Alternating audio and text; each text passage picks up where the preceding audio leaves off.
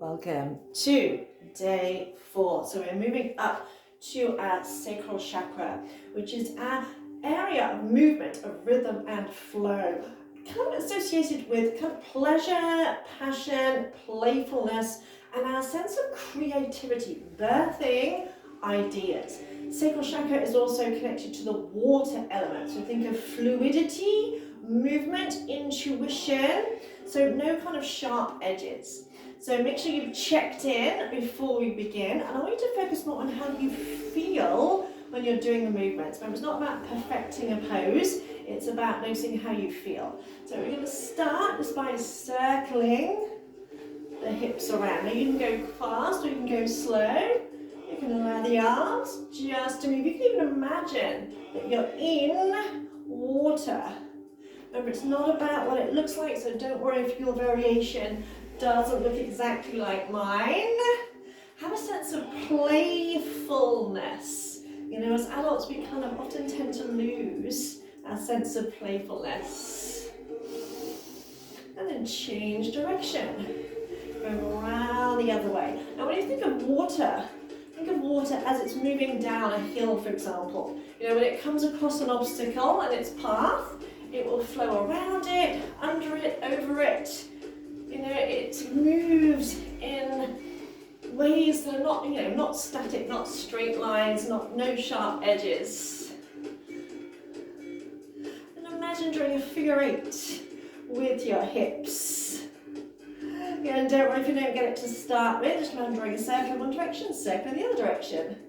Again, it's usually when we try and think about it too much that it becomes a little bit kind of stilted and uncomfortable. So circle one hip, circle the other. And don't worry if you didn't get it to start with, it's okay.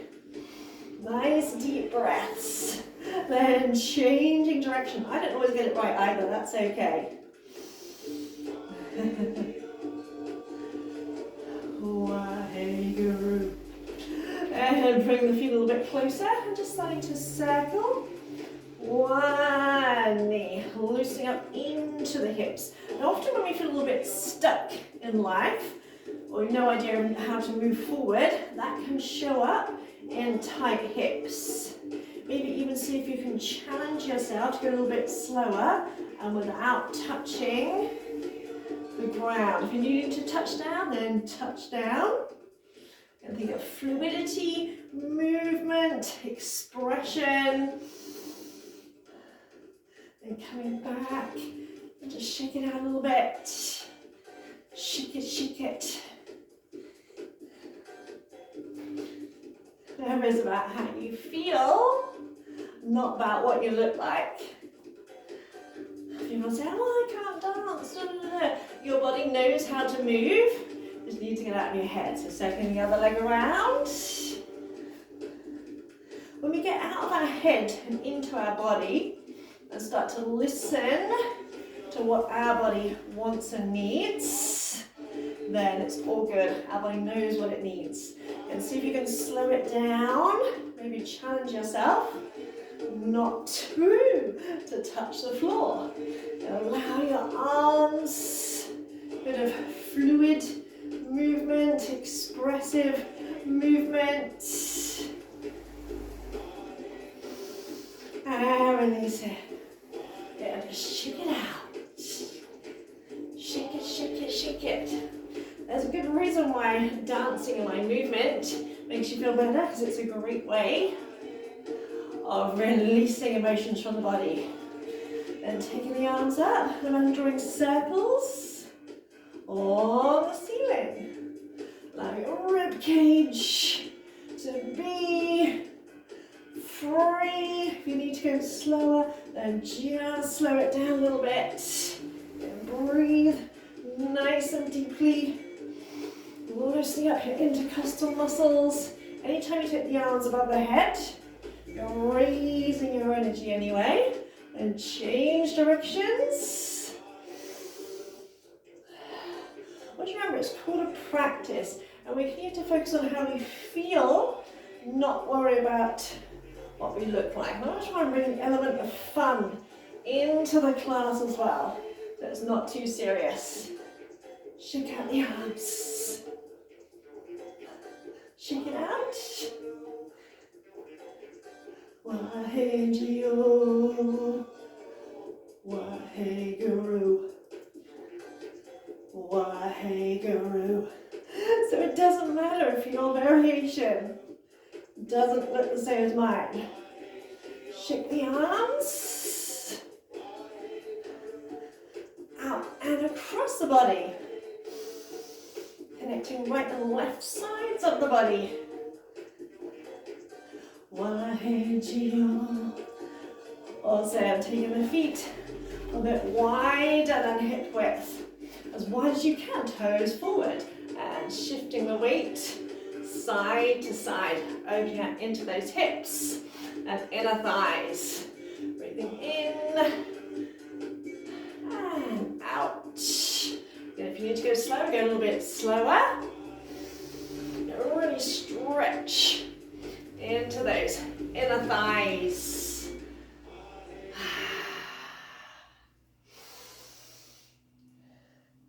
And coming up, turn the feet, toes slightly outwards. We're going to breathe in and breathe out. Now stretch up. Exhale, squat down. See if we go a little bit deeper each time. Press those knees out. This time, stay here. Rest one elbow on the thigh. Stretch up and over. Make sure that knee doesn't drop in. Inhale up. Exhale over the other side. Keep tucking your tailbone under. Squeeze your butt. Squeeze your knees out.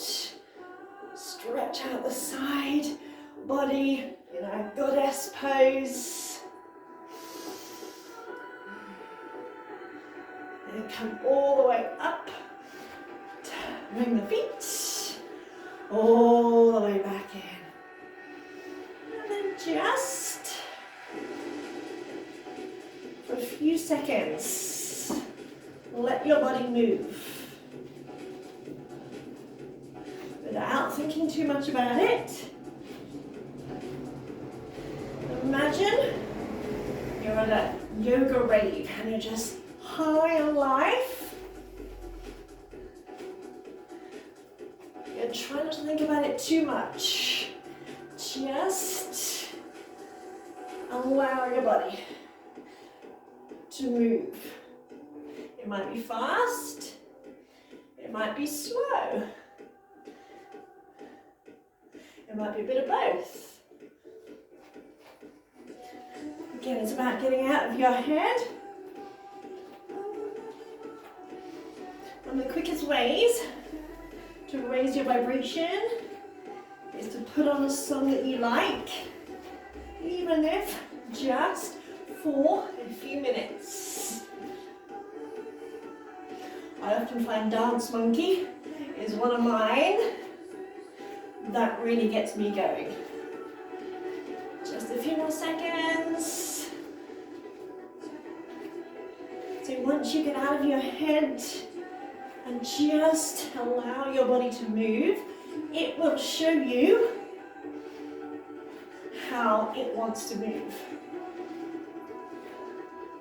And just finding your way back to a place of stillness. Close your eyes, noticing how you're feeling.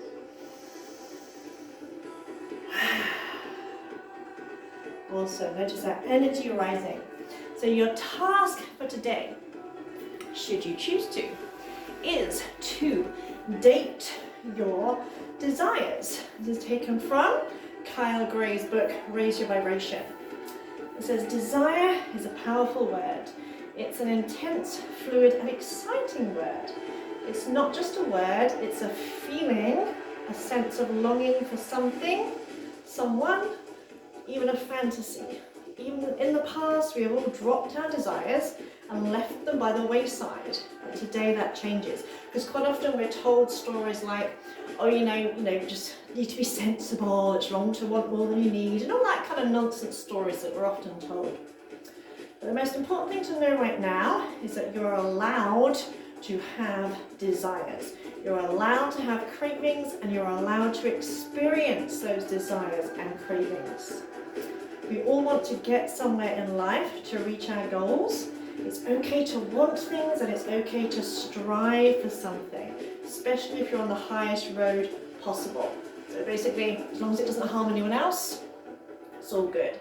So when you have a desire for something, it's best to check it's a healthy desire though. So first of all, ask yourself why you want it. If it's because it's going to make you happy or a better person, that's cool. The truth is that no thing or situation can make you any more divine than you already are, but you're allowed to enjoy this world and the things that are in it. Just breathe with that for a moment. You're allowed to enjoy this world and the things that are in it. Most people don't allow themselves to have desires because they feel they're being selfish. It's almost as though at some deep level they believe that if they have something, particularly something luxurious or expensive, they're depriving someone else of it. And I had that belief for a long time. Remember, there is enough for everyone. You are not taking away from anyone else. In receiving something, we're actually bringing balance to the world.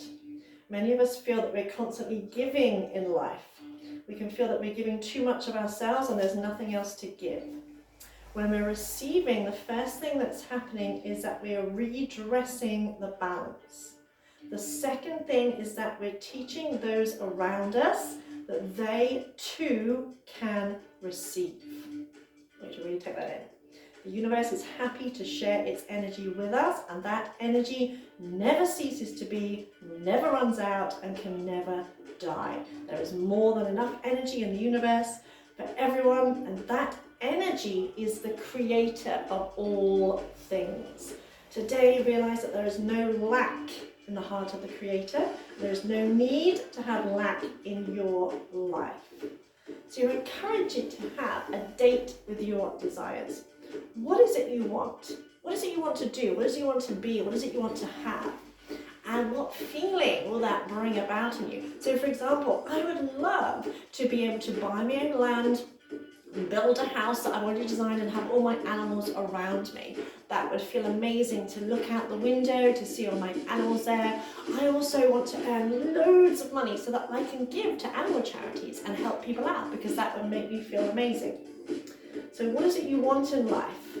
How will it make you feel when those desires are met? And what can you do to create that feeling now? So what is it you want? How will it make you feel when the desires are met? And what can you do to create that feeling now so that you can move towards it, so that you become a magnet to attract those desires? So just one example, if you want to attract more money into your life, developing a sense that you're already rich in the ways that matter, in having people who love you, in having a roof over your head, and waking up in a warm bed and all that kind of thing, in having eyes that work, etc. Getting into that energy. So enjoy today, have a date with your desires, and I look forward to seeing you tomorrow. Mwah! So much love.